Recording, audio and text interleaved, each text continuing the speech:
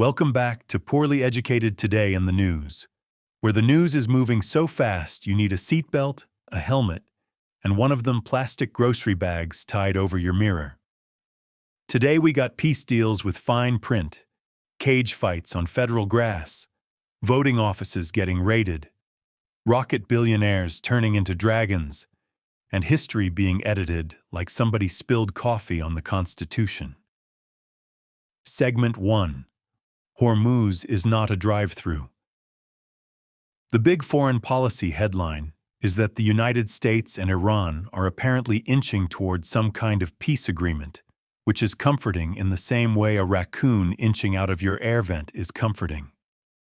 The idea is to keep the ceasefire alive, reopen the Strait of Hormuz, calm down oil markets, and maybe stop everybody from treating the Persian Gulf like a fireworks stand run by cousins.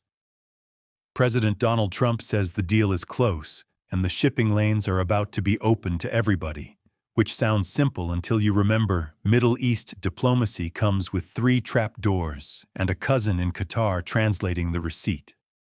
Iran is saying, hold on. Not so fast. We have not signed the thing yet.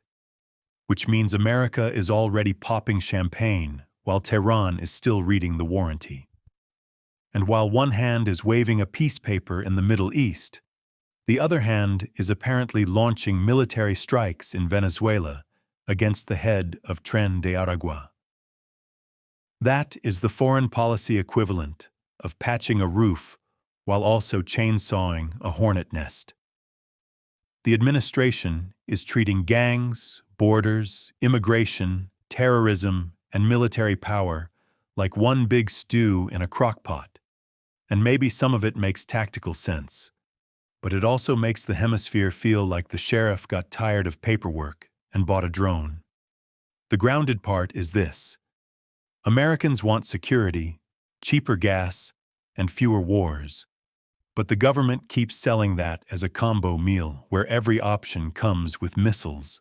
Segment 2. White House Cage Match Patriotism. President Donald Trump is celebrating his 80th birthday with UFC Freedom 250 on the south lawn of the White House, because apparently the Founding Fathers forgot to write, "No octagon shall be erected upon the executive lawn unless George Washington taps out." There is a giant fight setup, invited guests, sponsors, military imagery, and enough macho branding to make a bald eagle ask for a quiet room. UFC CEO Dana White has turned combat sports into political theater, and now the White House looks less like the seat of government and more like a Bass Pro Shop got elected king. I am not even against fighting as a sport, but when the Oval Office starts feeling like the walkout tunnel, we have wandered from democracy into pay-per-view with marble columns. Across the country, the No Kings movement is answering with a First Amendment concert, because America has now split into 2 channels. One is cage fighting beside the Rose Garden. The other is Jane Fonda and Patti Smith trying to keep the Bill of Rights from getting suplexed. One side says patriotism is muscle, fireworks, and a rich guy yelling from a balcony, while the other says patriotism is speech, protest, assembly, and trying not to turn the White House into a sponsored bachelor party. The grounded point is that public space matters, because once the people's house starts looking rentable, the people start wondering who the tenant is. And when regular folks see donors getting better lawn seats than citizens get health care, they get a little twitchy. Segment 3. Voting Rights in the Wood Chipper. While everybody is watching the cage and the concert, federal agents searched the Cleveland offices of the Ohio Organizing Collaborative, a group tied to voter registration and progressive organizing. Agents reportedly took documents and computer files, and the whole thing landed in Ohio like a bowling ball through a glass coffee table. The Justice Department says there are questions about voter fraud, and critics say it looks like intimidation right before a midterm season where Ohio matters more than a generator during a tornado warning. Voter fraud should be investigated when it is real, Because democracy cannot run on vibes and expired clipboards, but armed agents at a registration group make people hear banjo music from the swamp of political revenge. And it is not happening in a calm environment neither, because election denial has spread from presidential campaigns down to local races like mold in a rental trailer. In Los Angeles, Spencer Pratt loses a mayoral primary, and suddenly the whole city is allegedly a crooked machine, which is a bold claim in a place where Republicans are about as common as affordable rent. This is the new playbook. If you win, the people have spoken. If you lose, the voting machine was built by Satan and delivered in a Prius.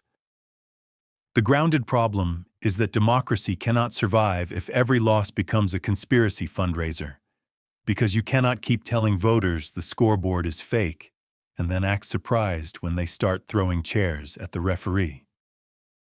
Segment 4. Rocket Money and the Media Blob.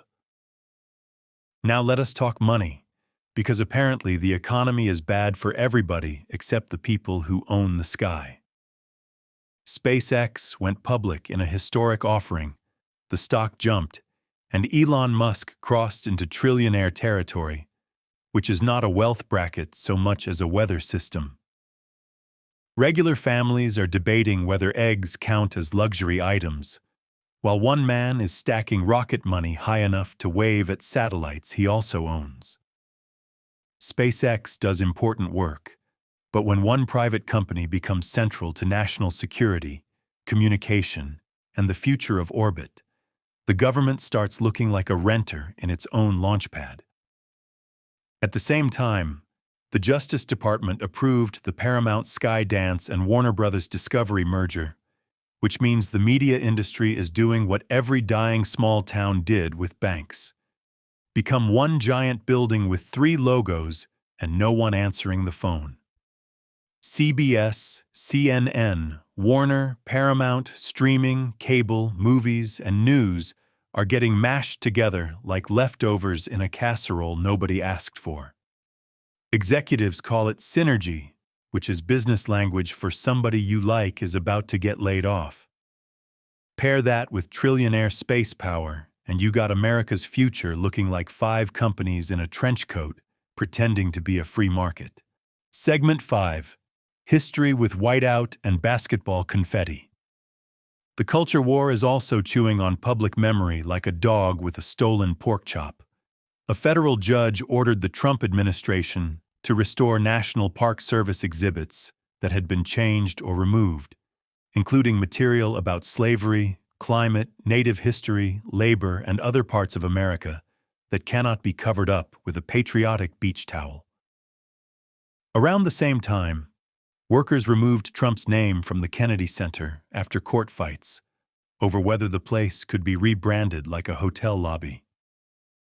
History is supposed to be a mirror, not one of them fairground mirrors that makes everybody look taller, thinner, and innocent of everything.